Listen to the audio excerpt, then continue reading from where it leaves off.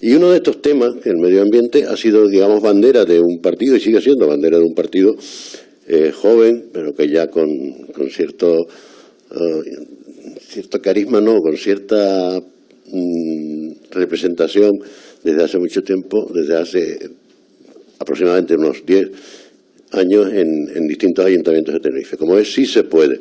Porque a mí me gustaría hablar hoy con Maika Coello, que ha sido la portavoz municipal de esta agrupación ecosocialista, como se denomina, en el Ayuntamiento de Candelaria, y ha sido una sorpresa para todos, para los que la admiran y para quienes la critican. El hecho de, después de una trayectoria tan rigurosa, seria, en el Ayuntamiento de Candelaria, abandone y deje huérfanos a sus votantes, incluso a sus propios compañeros. Maika, buenos días, buenas tardes. Buenas tardes, Norberto. Bueno, yo siempre digo que las personas somos importantes, pero no somos imprescindibles, ¿no? Lo imprescindible es el proyecto político. Y el proyecto político de Si se puede está consolidado desde que nació en 2007. Ya llevamos 13 años de andadura en las instituciones y fuera de ellas también. Y eso hace que, bueno, tengamos una forma de hacer política, tengamos unas propuestas, tengamos unos principios muy claros, que esté quien esté, cada uno con su estilo, con su forma, con sus maneras, lo vamos a defender en las mismas condiciones. Por lo menos no has utilizado esa frase manida de renuncia a su acta de concejal por asuntos personales. Lo has dicho, quizás escondiendo algo, pero con claridad meridiana, porque estás agotada, porque te falta ilusión. Y tú eres, aparte de una persona que te gusta tu trabajo y buscar con él algún tipo de fruto, supongo que te has encontrado con una pared casi insuperable, que ya no solo es la mayoría absoluta que tiene el PSOE, que evidentemente ya no depende tanto de los votos de Si se puede o de cualquier otra formación, sino también aquella más famosa frase manida de estamos en ello, o el hecho de que se hagan acopio, y eso lo dijiste en tu discurso de despedida, de algunas de las mociones que presentas, que te las votan en contra y luego se realizan. Porque sí, a veces se realizan más las mociones que salen en contra que aquellas que son aprobadas. Sí, desgraciadamente. La verdad que durante 10 años la oportunidad ha sido aprender mucho, como también lo dije el jueves, de lo que son las lógicas y las estrategias en la política local, ¿no? Y lamentablemente hay lógicas verdaderamente perversas que, lejos de realmente pensar en el interés general y el interés de la ciudadanía, antepone desde mi punto de vista mal entendido, riesgo electoral o coste de votos o como lo queramos llamar, ¿no? Y efectivamente yo me voy porque es que no me gusta nada eso de cuando se dicen razones personales y todo el mundo ya se queda con la duda de qué es lo que realmente hay detrás de esas razones personales, cuando no, por supuesto, se ocultan otro tipo de razones, ¿no? En mi caso son razones personales, pero de alguna manera también son razones políticas, ¿no? Porque después de 10 años, efectivamente, la ilusión, las ganas, la capacidad de entender que donde estoy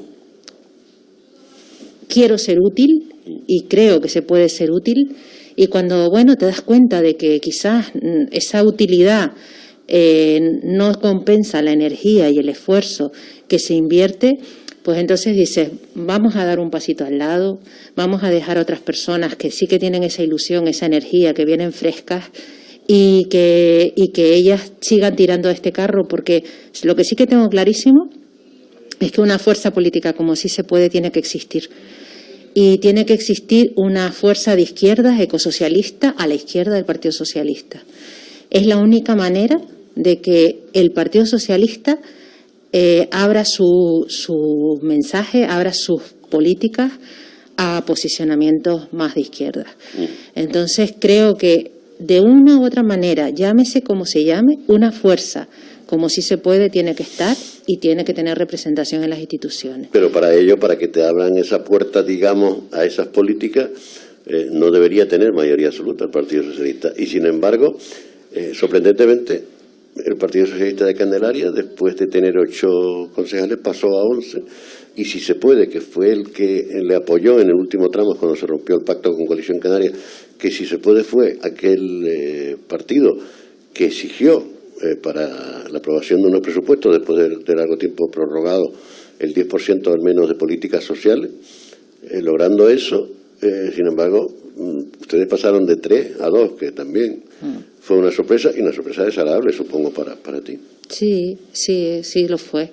Las últimas elecciones, la verdad que no fueron muy estimulantes, pero bueno, es el resultado, es la ciudadanía la que ha votado, y entendemos que, respondiendo cada uno a su lógica, pues habrá sabido por qué ha votado a cada opción. Pero es cierto que las mayorías absolutas, sean de quien sean, son nefastas para un comportamiento democrático, ¿no? En Candelaria, verdaderamente democrático, profundamente democrático, ¿no? Donde todas las voces se puedan ver representadas. En Candelaria, yo siempre lo digo, tuvimos un pequeño momento de respiro y de renovación cuando el Partido Socialista se quedó en minoría. En ese momento hubo oportunidades para empezar y se aprovechó. Nosotros quisimos aprovecharlo, no fue Maica Coello, fue Si Se Puede quien dijo: vamos a aprovechar esta coyuntura porque es el momento de empezar a conseguir cosas diferentes para Candelaria.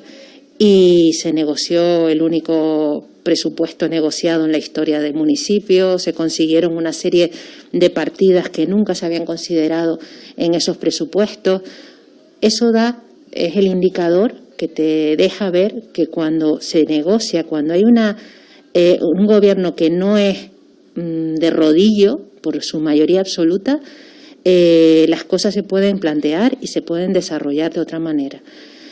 Y también, lo que también sí que aprendes, ¿no?, que esta sociedad todavía no entiende esas lógicas, no entiende las lógicas de la negociación, de los consensos, de que negociar no es claudicar, es llegar a acuerdos.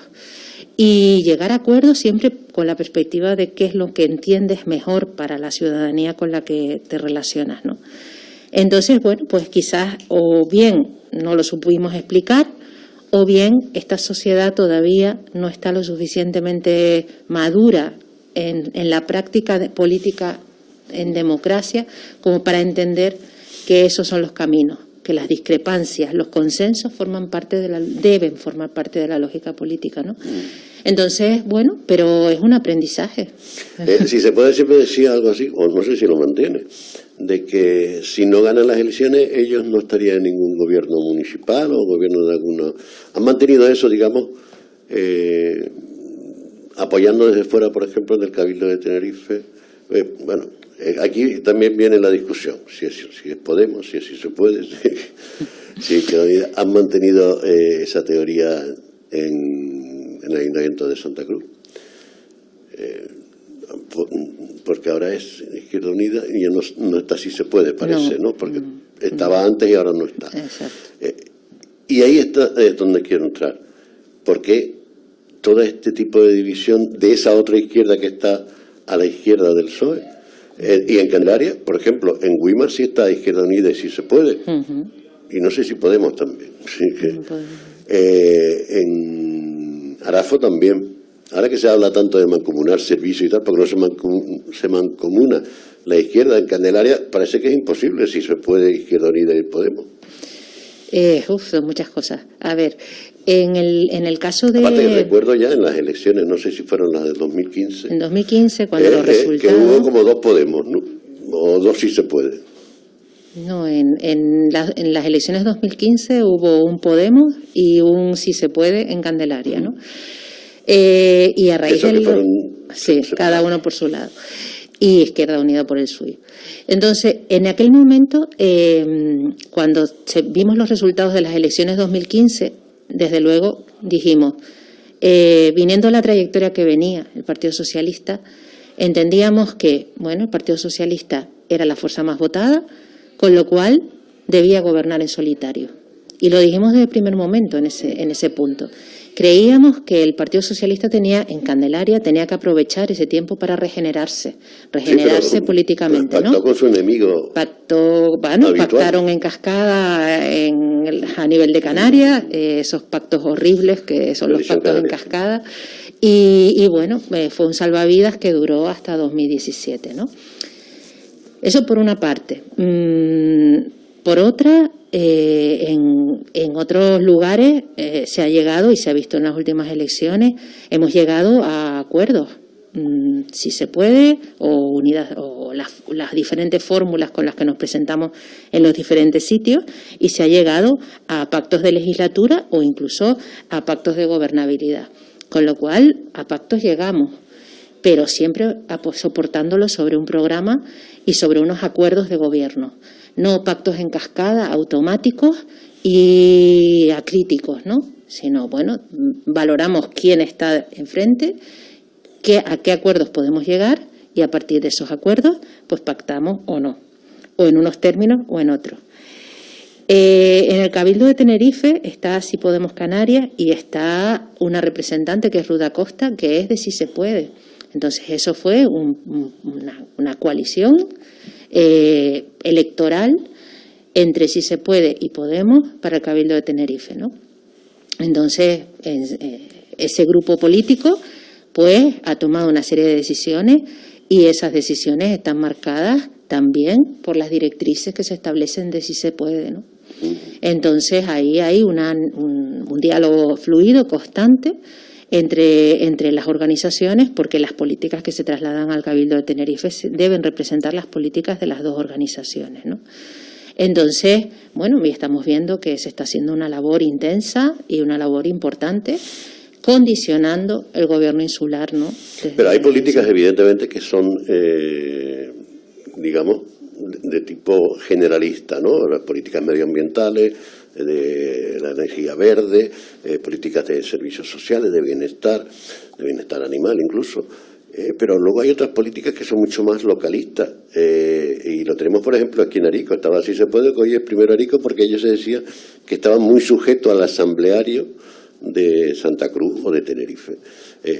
Maica Coello se ha distinguido porque todas las mociones que lleva, o todas no, pero la mayoría de las mociones que lleva a los plenos de Candelaria, algunas evidentemente con tintes muy del partido, entre comillas, son también muy de Candelaria, muy del ciudadano. ¿Hasta qué punto te has visto sujeta por el partido, digamos? En absoluto. Es decir, Si Se Puede, uno de los principios que nos guía es el municipalismo, y el municipalismo entendido hasta sus últimas consecuencias. O sea, las políticas que marcamos en los municipios son establecidas por las asambleas locales municipales, salvo que haya asuntos de trascendencia insular, por ejemplo, con planteamientos como el Tren del Sur, o incluso... Tú estás en contra del Tren del Sur, y a mí lo que me sorprende es que Podemos Si Se Puede, en el Cabildo, esté a favor de una línea aérea privada que paguemos todo. Bueno, lo del Tren del Sur es que estamos en contra desde hace muchísimos años. Aparte que ya me explicará, por los niveles también de impacto. dentro hablando de ecologismo, ustedes están en contra del Tren del Sur, pero están a favor entonces del tercer carril de la autopista, más cemento. En principio, lo que nosotros planteamos desde un principio es porque el Tren del Sur se dice que va a ser ecológico sostenible. El Tren del Sur, tal y como está planteado en este momento, no es un tren ecológico y sostenible.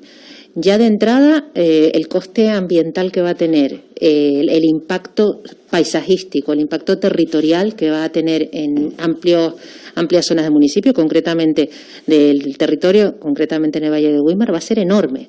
Es decir, es imposible compensar ese impacto territorial y ese impacto ambiental con que consuma energía procedente, si es que realmente lo hiciera, procedente de fuentes renovables, ¿no? El tren que está planteado para Tenerife desde hace muchísimos años por Coalición Canaria, que ahora se descuelga diciendo que tiene que someterse a participación ciudadana, cuando lo han defendido a ultranza durante todos esos años y han gastado mucho dinero en desarrollar esos proyectos. Ese proyecto creo que ya está pagado, ¿no? Es que hay invertidos unos 5 millones de euros en redacción de proyectos. Y dice, una barbaridad, ¿no? Entonces, bueno, son las cuestiones estas de la hipocresía en la práctica política. Pero la cuestión es que ese modelo de tren, no da respuesta a las verdaderas necesidades de movilidad, porque lo que no tiene ningún sentido es que recorra una distancia y en una distancia haya un número de paradas tan ridículo como el que ahora mismo están planteadas para el tren. Es decir, que haya una parada en Santa Cruz, que vuelva a haber una parada en Candelaria y que vuelva a haber otra parada en San Isidro, ¿no?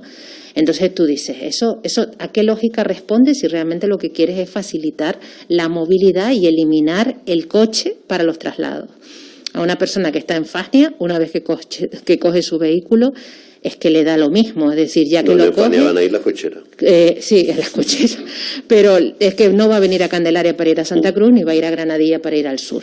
Es decir, ese tren no tiene sentido de la manera en que está planteado. Entonces, cuando nosotros hablábamos de trenes y de la posible utilización de los trenes, era porque efectivamente un carril de la autopista se pudiera habilitar para un sistema de transporte que podía ser un tren o podría ser un transporte exclusivo de guagua. Yo originalmente me fijé una vez en un proyecto que hubo hace mucho tiempo, no el proyecto que quiso sacar del baúl la alcaldesa de Güímar, ¿no? Del túnel entre Güímar y La Orotava, sino el famoso tren del sur de Gran Canaria, en donde el tren iría en la mediana de la autopista. Claro. Digamos, ese impacto no sería tanto como el que precisamente hablas tú, ¿no? De salir de Barranco Hondo y coger todo lo que es la parte derecha de Santa Cruz hacia el sur del tren, iría sobre propiedades que habría que expropiar,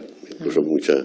En la zona del Valle de Güímar muchas viviendas. Y tiene un coste económico altísimo, y ese coste económico siempre lo hemos defendido tanto para el norte como para el sur, establecer otros sistemas apoyados, por ejemplo, en las guaguas, pero en un sistema de guaguas de transporte público que realmente sea eficiente, que sea moderno, que la gente pueda usar.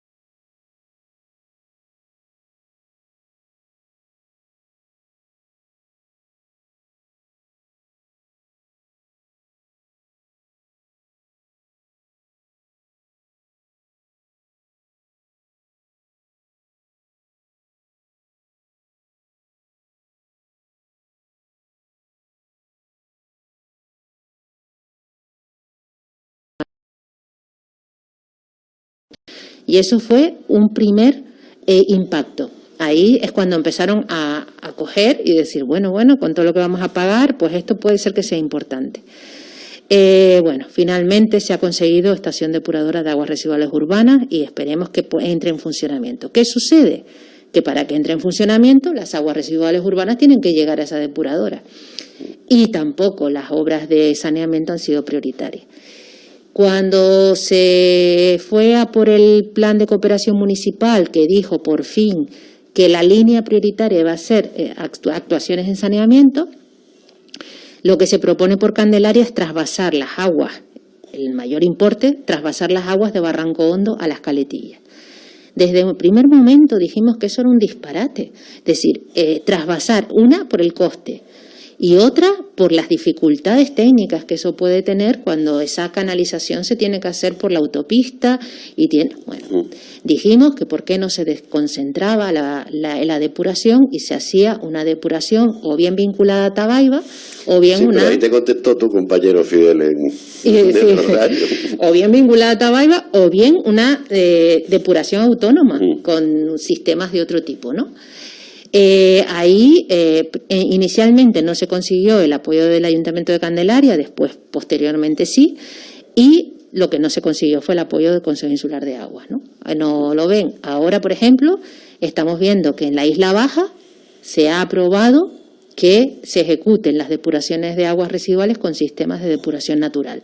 Con lo cual eso es un paso de gigante, y eso es un paso de gigante precisamente para reconsiderar Barranco Hondo, por ejemplo, o para reconsiderar las medianías de Candelaria, algunas de las zonas de medianías que podrían perfectamente depurarse con esos sistemas, con lo cual todavía ahí queda mucho trabajo por hacer, ¿no? Y después, respecto a la depuración de aguas residuales industriales, yo me acuerdo allá por 2013 decirle al ayuntamiento que no solo decíamos nosotros, recogíamos lo que decían los pescadores. Los pescadores decían que delante del polígono el agua hervía. Si el agua hervía, y lo sabía todo el mundo, ¿cómo es posible que... ¿Es que salían los pescados fritos? Entonces, eso lo sabíamos nosotros, lo tenía que saber todo el mundo. Había un problema gravísimo con las aguas residuales industriales del polígono. Avisamos muchas veces azules, o blanquecinas, según los momentos, ¿no? Hicimos denuncias, se denunció la situación y claro, cuando ya no quedó más remedio porque con prensa no se actuaba, por otras vías administrativas y políticas en los ayuntamientos no se actuaba, pues se tuvo que presentar la denuncia. Sí, hubo más de una vez en rupturas de ese emisario que se veía como una especie de burbuja enorme, parecía como si hubiera salido un volcán submarino tipo la Restinga, ¿no? Exacto. Maica, estamos acabando. Preguntas breves y respuestas concisas, si puede ser. Este paso es simplemente porque está falta de ilusión, estás un poco cansada, o para dar un movimiento a una administración superior, políticamente hablando. No, yo en principio, uno no puede decir nunca de este agua no beberé, porque no sabes lo que va a pasar en un futuro, pero mi planteamiento siempre, de toda la vida, era que si daba el paso a la política, iba a estar en la política local, más próxima a la ciudadanía. Siempre es lo que me motivó. Sí, pero más próxima sería el Cabildo, que trabaja incluso en el... Bueno, pero por eso trabajo, y desde ahí pues puedo hacer creo que una labor importante como técnica en estas materias, ¿no? Entonces, la proximidad yo la entiendo en los municipios, creo que en los municipios se puede hacer mucho y se pueden poner las bases para una política distinta y para una sociedad más transformadora. Y cambiarte de partido, ya te dijo alguien, ¿no?, de que está en las antípodas políticas tuyas, que deberías estar en un partido mayor. Sí, eso fue una anécdota muy graciosa de un señor que dice que tenía que estar en un partido de los grandes, y digo, bueno, no sé qué entenderá él por de los grandes. Y sí, no, para nada. Yo ya lo he dicho y lo reitero. Es decir, yo estoy donde quiero estar, si se puede, es mi traje perfecto en política, ¿no? Entonces, las políticas que tengan que ver con las cosas que hace si se puede y que plantea si se puede, ese es mi sitio. ¿Tú te llegaste a pensar alguna vez que hubieras ganado las elecciones, que hubieras sido la alcaldesa de Candelaria y que tendrías que ir, por ejemplo, mañana a la misa del 2 de febrero de la Basílica de Candelaria? Yo cuando el otro día hablaba de que la sociedad muchas veces va por delante de las instituciones y que las instituciones son muy resistentes a los cambios, no me refería solo a eso, pero me refería entre otras cosas a eso, ¿no? Es decir, yo creo que nuestra sociedad, es verdad que hay un componente religioso respetable, pero nuestra sociedad es cada vez más laica y más aconfesional, ¿no? Y entonces creo que en política hay que también dar ejemplo de que las cosas pueden hacerse de otra manera y no pasa nada, y no pasa nada. Que uno puede ir a una misa si lo considera, pero va a esa misa sin representar a una institución. Va discretamente, como cualquier otro ciudadano o ciudadana, ¿no? Que las instituciones civiles deben estar separadas y diferenciadas de las instituciones religiosas. Y creo que eso es verdad que a lo mejor en un momento determinado genera polémica, también lo generó cuando no nos levantamos con el himno o cuando prometimos nuestros cargos por imperativo legal, por el tema republicano. Esas cosas generan cierta polémica, pero es que no pasa nada. La sociedad yo creo que es más madura de lo que creemos, ¿no? Y creo que la Constitución la tenemos para algo. Pues vamos a dejarlo ahí. De todas formas, felicidades mañana por el Día de Candelaria. Gracias. Gracias. Que no es la patrona del municipio, ¿no? Que es Santa Ana, que por cierto tiene algunos, yo me enteré en esos historietas que te cuenta, por ejemplo, Jaime Esteves, su camarero, que muchos de los vestidos que tiene Santa Ana son desechos de aquellos vestidos que se inundaron antes de construirse la Basílica de la Virgen de Candelaria, que por cierto muchos de ellos son también del colectivo hindú, que hay una mezcla incluso de religiones, que digamos que históricamente es muy interesante. Otra cosa es que cada uno le dé su valor, agnóstico o cristiano o católico, ¿no? Pues Maica, que ha sido todo un placer, que te echaremos de menos seguramente en el salón plenario de Candelaria, aunque lo has dicho por activa y pasiva, tu ADN sigue siendo Si se puede y estará muy cerca de tus compañeros, ¿no? Seguro, apoyándolo siempre que lo necesiten, con toda la experiencia y con todo el bagaje acumulado, para algo tiene que servir. Vale. Muchas gracias, Maica. Venga, muchas gracias.